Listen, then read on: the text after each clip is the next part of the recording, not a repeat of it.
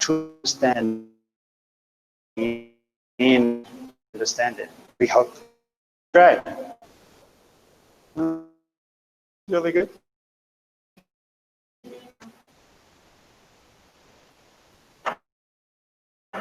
I've got a mic. Okay.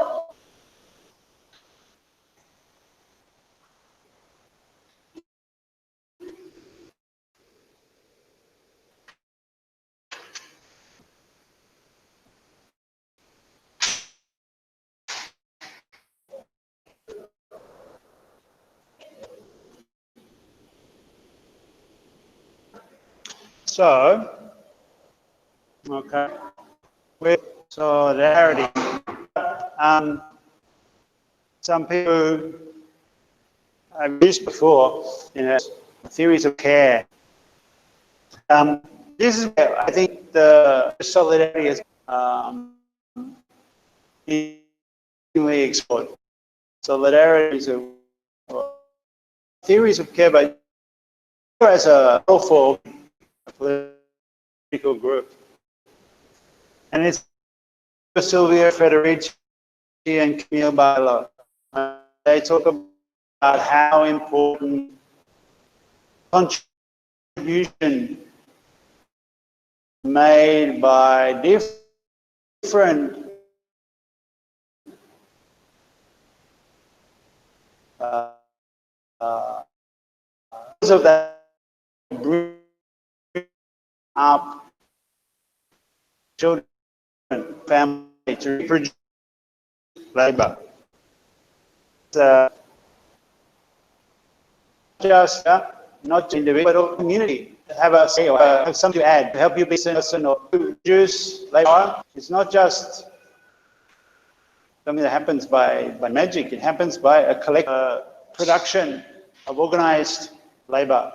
That work is not just done by, I know, the organizer, the trade union representative, but has to be done by all of the members. Now, there are histories being written of care, and I can only very briefly touch on this because we talked about it in a previous class, of course, long ago. Those histories are being written, and they're about domestic labor recognition of different contributions to reproduction and production of the family, the collective, the community, the neighborhood. Right? And the work that's involved in building community, solidarity work, endless meetings. So David Graeber had died a month and a bit ago, and he talked about how he was really quite a weird person. He enjoyed being in meetings. I think a bit of what he meant was the importance of everyone being in a meeting to help an organization cohere, to work. So this is why I think care, solidarity meetings, building meetings and so on, is the basis of a collective ethics. The issue here is how would ethics look if it didn't put the burden of ethical behavior on that individual, but recognized that everyone has a responsibility and a care or a solidarity aspect to their ethical behavior. That the group, the party, the three togethers, Ba Kong, can be the basis for ethics. Not individual responsibility, like I will be an ethical person, I will be good, but we will be good as a basis for doing ethnography. Right? Even to talk like this sounds like inadequate. Collective anthropology. How can a collective anthropology not be a series of anthropology? The structure of those 100,000 anthropologists I talked about is individual, isn't it? One studies individually, one goes on, does fieldwork research for your PhD individually, one gets a PhD individually. Your education is individual. You are getting the degree yourself. So the idea of collective ethics goes against the structure that we already necessarily have in place. How could you not be driven towards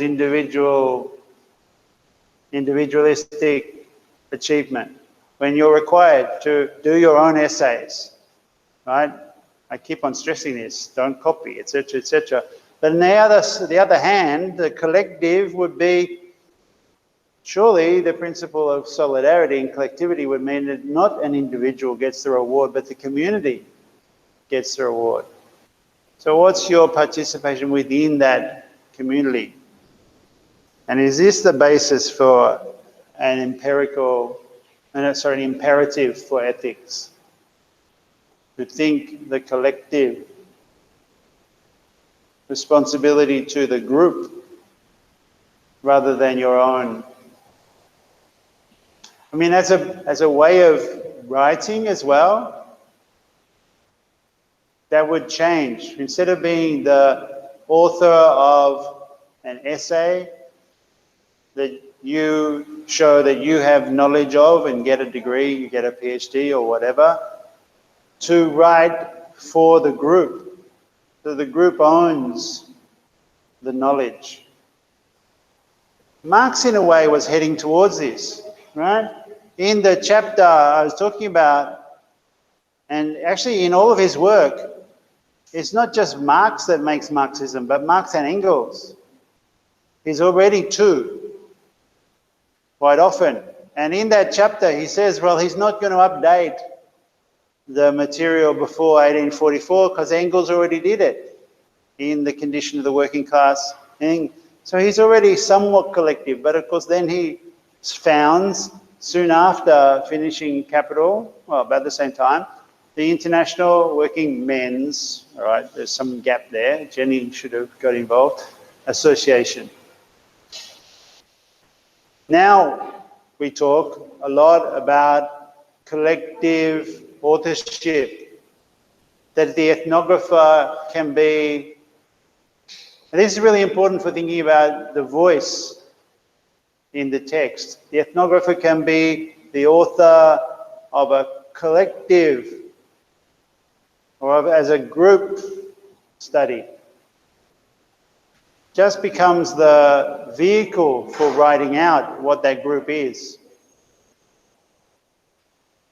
So instead of Malinowski writing Argonauts as Malinowski, maybe being more anonymous, recognizing that he is just the chronicler of the Trobrianders' life, would be the ethical. I mean, there are problems with this. You can't just pretend that you're speaking on behalf of a people. That's also, right, a problem. But the orientation that's built in, even from the early days, is something important, I think, for thinking the ethical. Of course, your study as an anthropologist doesn't always have to be of people that you like or approve of.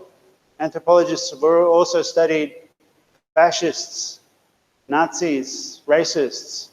Do you have a responsibility to them collectively? What's the ethical position there? But if you're studying the fascists, do you have to take what they say about themselves seriously in the same way as you might another minority culture? Even when the fascists still are a minority, let's hope they stay a minority.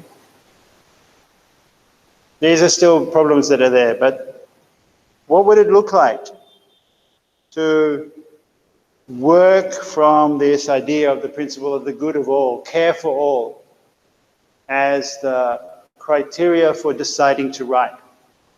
And in the structure of that chapter, why I think it's relevant for us is that Marx goes from his characters at the beginning, saying, here's the issue is how long is the working day, And here are the characters. An individual capitalist who says, you'll work for me, I'll pay you. And an individual worker who says, well, I'm working for you, but you're sucking my life. And by the end of the chapter, he's talking about the capitalist not as an individual, but as a representative of the class of capitalists. And the workers, they have to do this. For protection against the serpent of their agonies, the labourers must put their heads together and as a class compel the passing of a law and all powerful social barrier that shall prevent the very workers from selling by voluntary contract with capital themselves and their families into slavery and death. Right? We've got the German zum Schutz gegen die Schlange ihrer Qualen müssen die Arbeiter ihren Kopf zusammenrotten. They must, and this is great in the German, they must smash their heads together. Zusammenrotten. They must put their heads together and form a group. Put their intellectual knowledge producing capacity together and form a group. Right? This is Marx talking about what is the end of the ethnographic achievement of this chapter?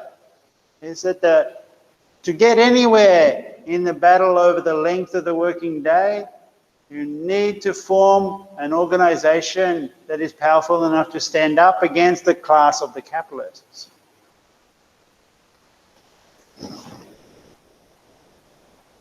The serpent of their agonies, the Schlange ihrer Qualen.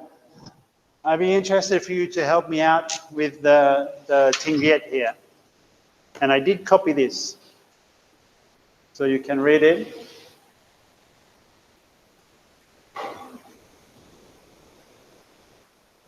What is Conran? That's snake. Okay, so serpent. It's a direct translation. The serpent of their agonies. No. Lai con rai gai ra nung noi dong ko tua ho. Ko kua ho hard the best promise. Okay. And what is chong there? Muon chong.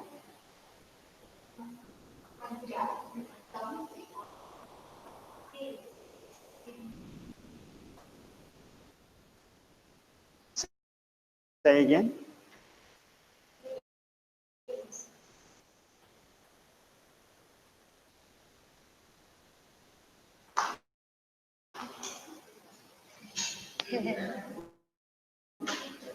Against, yes. Wanting to fight against the serpent of their best promise, right? Okay. They have to form an organization, right? Form an organization. Actually, we can look at it better with the English.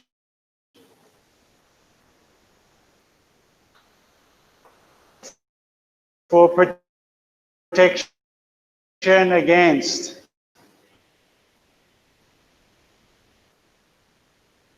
the serpent of their agonies, the laborers, it should say here the heads. And as a class, and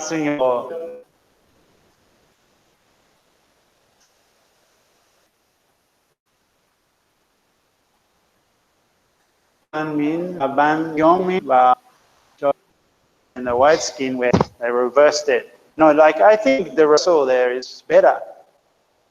That in the skin in German and in English, labor skin can only be free when cannot be free when the black is still in chains. That means the agent is the white worker. But if you are writing from the perspective of Vietnam, the agent is not the white worker. The white workers also can never claim freedom. It's a stronger point. Ooh, sorry. I wonder if in translation you should do something like that. Like, okay, you're the translator of an important book, like, you know, the most influential book there's ever been in the social sciences, right? No other book, I challenge you, think about it. No other book in the social sciences has had more influence than this study. Can you think of another book more important than Capital? Whole countries, nations, half the world changed their political system because of a book in social sciences. It's incredible. You write a book now in social sciences, you'll never have that kind of impact. What other books are so important in social sciences? Max Weber? Never. Protestant ethic? Not that important. Simone de Beauvoir, The Second Sex, feminism? Pretty important, but not whole political systems. And then what else?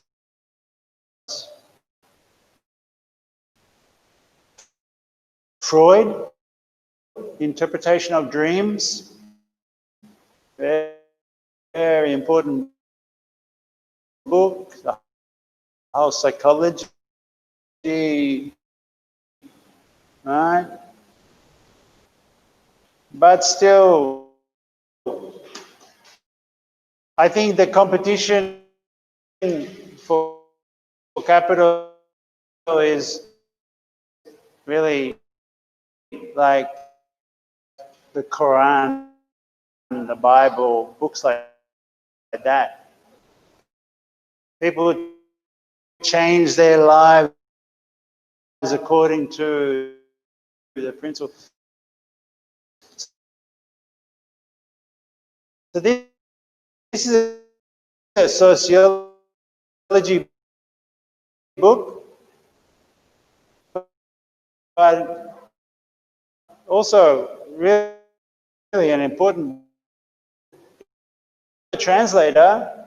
Did you change it according to your own?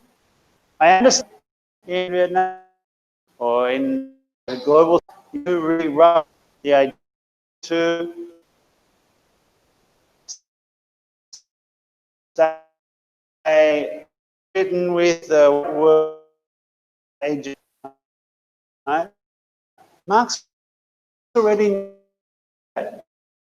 see so in introduction, so in the road brush paper and turn book in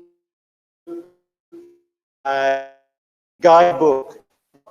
The description of development, a description of how it works out at a theoretical level.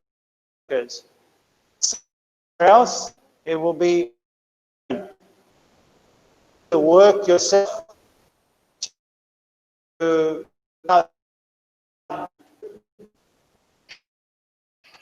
right? He says cow is just a house, and he gives the example of the work battle for the working day.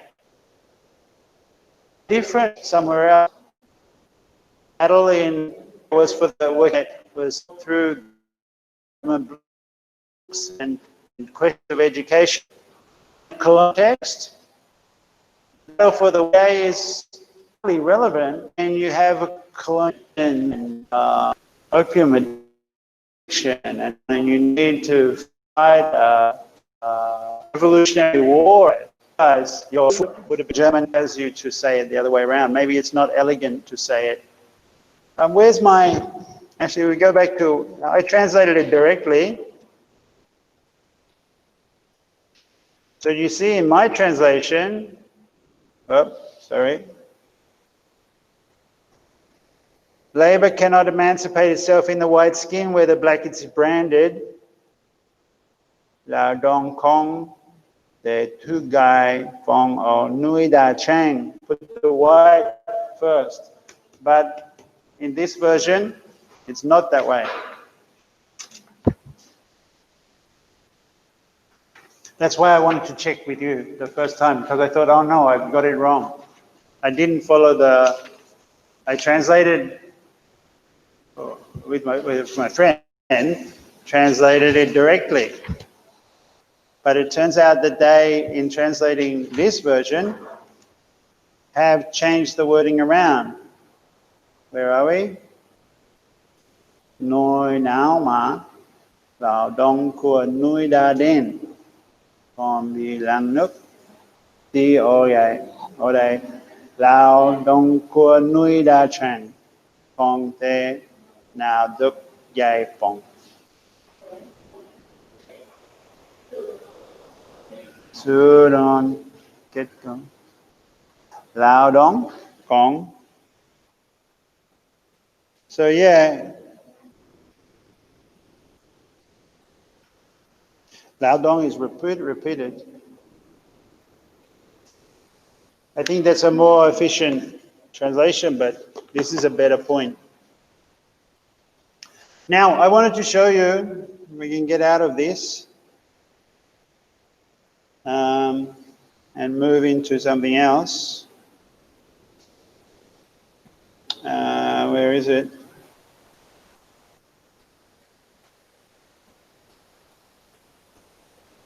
Oh, why is it like that?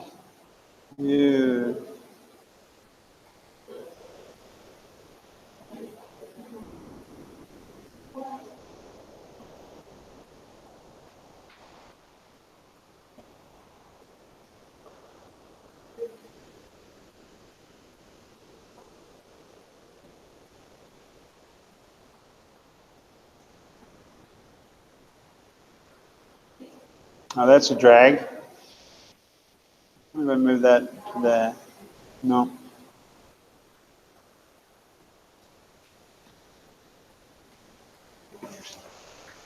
The screen doesn't allow me to move it over. Anyway, I wanted to show you this.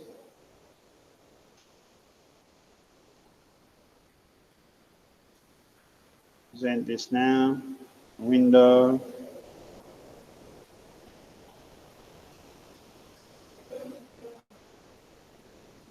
Let me see if that works on there.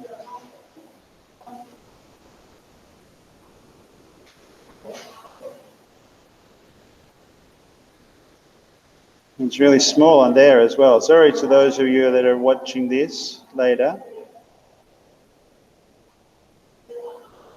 All right, here is the chapter in English now, the working day. One of you can maybe read it in Tiếng Việt as we go.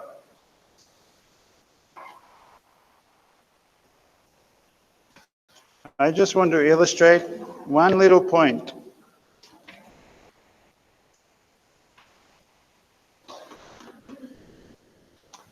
Okay.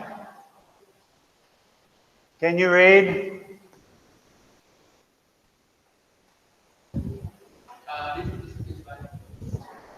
Just the, not the footnote. That? Yeah, that. And you can skip some actually. Just this part, then skip to there.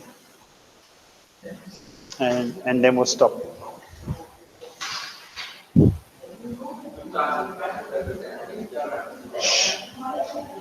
Listen up.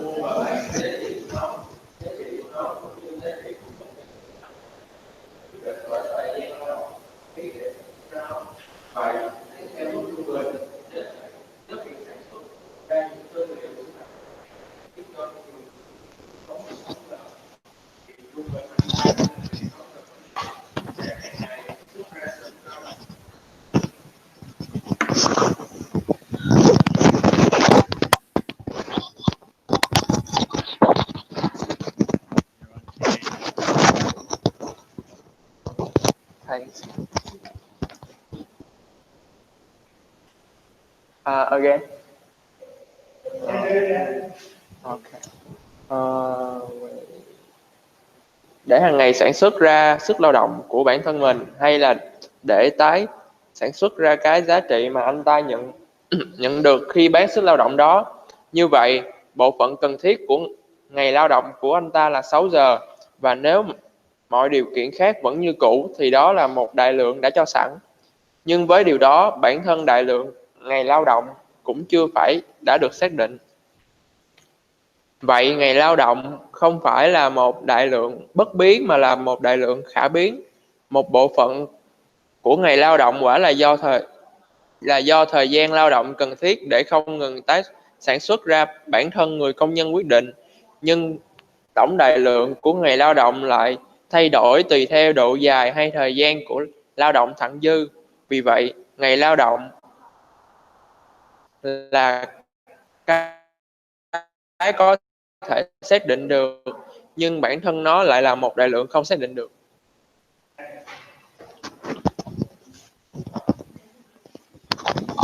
So the bit on after, actually, okay, up now. The bit where the capitalist comes on the stand. Okay?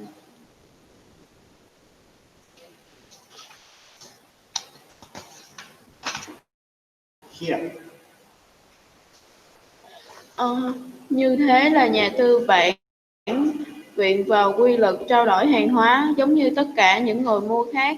Hắn ta cũng cố gắng tận dụng cái giá trị sử dụng hàng hóa của hắn, nhưng bỗng nhiên lại vang lên tiếng nói của người công nhân, một tiếng nói mà cho đến nay vẫn bị át đi trong tiếng ồn ào náo nhiệt của quá trình sản xuất. Hàng hóa mà tôi bán cho anh thì khác với đám hàng hóa khác, vì việc tiêu dùng nó tạo ra giá trị, hơn nữa lại tạo ra một giá trị lớn hơn giá trị của bản thân nó. Chính vì vậy mà anh mới mua nó. Cái mà đối với anh ta là sự tăng thêm của tư bản, thì đối với tôi đó là sự chi phí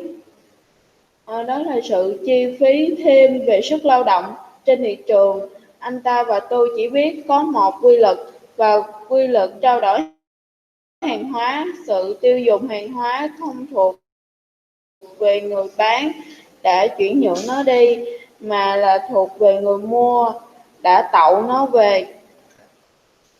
You see what's happened here? For the first time,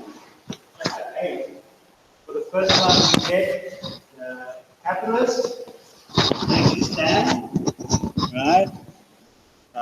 Như thế là nhà tư bản tiến bộ khoái. Right? The capitalist takes a stand in the law of exchange value, but then suddenly the voice of the laborer, non, bóng nín là vang lên tiếng nói của nuôi con nhân. The voice of the laborer speaks up. Previously had been stifled in the storm and stress. Nói một cho đến nay vẫn bị ati trong tiếng on áo nào nhất Sturm and Drang in German. This is very interesting for me anyway. It's not really interesting. Sturm and Drang means it's a phrase that kind of refers to the heavy music of an orchestra when the orchestra is showing a storm, right? Storm and Sturm and Drang is like a Wagner word. Wagner, the composer, and Marx hardly ever mentions Wagner. He does a couple of in popular culture. He does a couple of times when Wagner was fighting in '48 in the uprising of the workers then. At the same time as Marx and Engels. Engels was fighting, was campaigning journalist in Cologne, but nearby Wagner was fighting on the barricades with Bakunin, the anarchist, who then had to flee to France because the revolution, and slowly becomes more, let's say,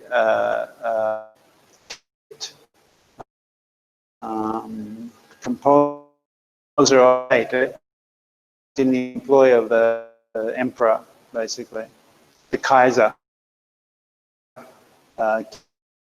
King Wilhelm. And Marx, of course, has a different view. It's more and more, but been a revolution. This is really key. This is the first whole of the voice workers, and a worker who makes basically a complaint. You bought my commodity, my labor capacity. I started this as an individual. As before, the thing about the schlang, the serpent, Conran, moment where the workers get together, form a class organization, and achieve limits on or some kind of suppression, block against the exploitation of the class, if born a collective, if ethic is oriented towards the collective. Collective ethics. And it's, in this section especially, it's the writing that I notice, right? In his organizing of the chapter, which goes from individual to collective, goes all of those assembled case studies and examples, but he's thought about the way he organizes. So we think about those too. How you start. And how you start should be something that's related. Exactly, just talk about with your example. Right? So what's your issue? I see quite often a model that somebody taught you. It goes something like, one, introduce, and quite often people are writing about, you know, Malinowski was born in Poland, and then two, question, and three, a way to do it. And it's one where you have your issue, your topic, and you find a way to introduce it. The topic is the length of the working day, and the way he introduces it is to have a character, the worker, complain to the capitalists. You are exploiting, you are doing it, and to do it in the voice of the worker. Then the body, the different examples, the details of the exploitation, the campaign, or the issues of education and the factory inspectors, and the campaign by the bakers and the bricklayers. And then the conclusion, which shows this development.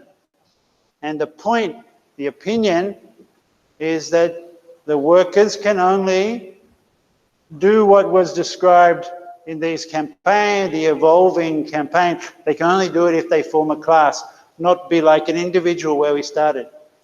But the important thing is the issue, how we started, is related to the conclusion. The conclusion is be a collective voice, not an individual voice, but it was planned in advance. You can't do that with this model.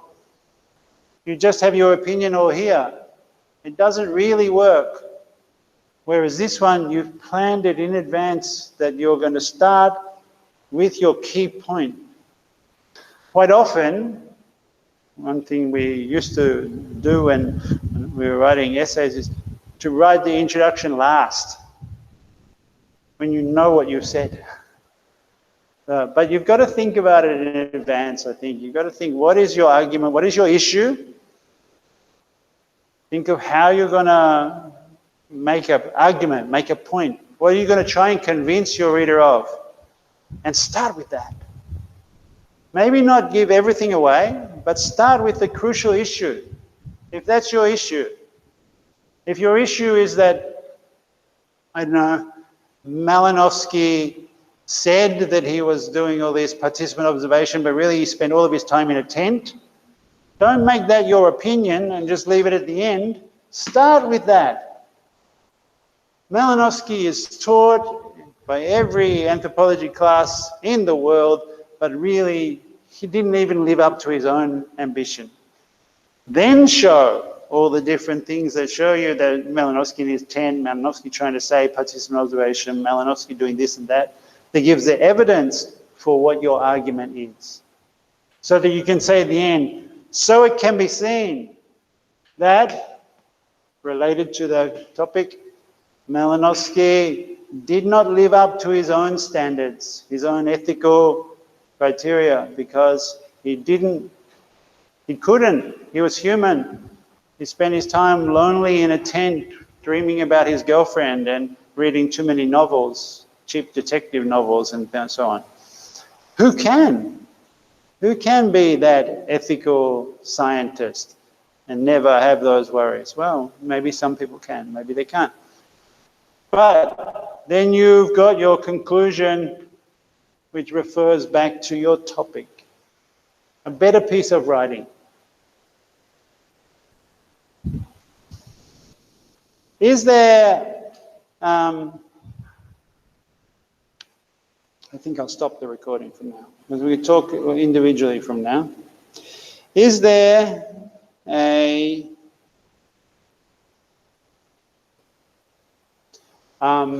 one of you that would like to talk